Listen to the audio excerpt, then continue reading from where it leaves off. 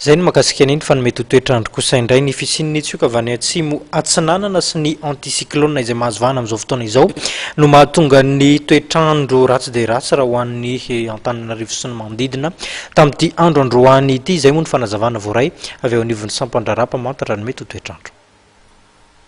Ao anatin'ny rotsakorana amin'izao ho an'ny rampitso hatramin'ny rafaka mipitso. Ny faritry ny avoatany kosa tafiditra ao anatin'izay Antananarivo sy Fianarantsoa midina makany hatrany amin'ny faritry Orombe dia mety mbola mahazorana ihany ho an'ny tontolo andron'ny rampitso indrindra maraina sy ny takariva.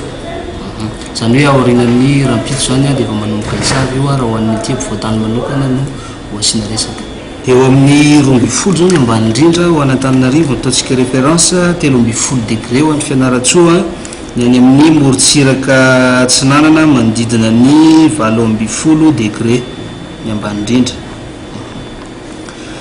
Ny ampovoatany zany misy fidinana kely izy rapitso midina manodidina ny 2 degré Celsius eo fa ny morontsiraka kosa dia tsy dia mihetsika firy. Ny tena marina zany ty volana aogosty ity zany tsika ny tokony iainan'ny mangatsika be indrindra faraparany zany.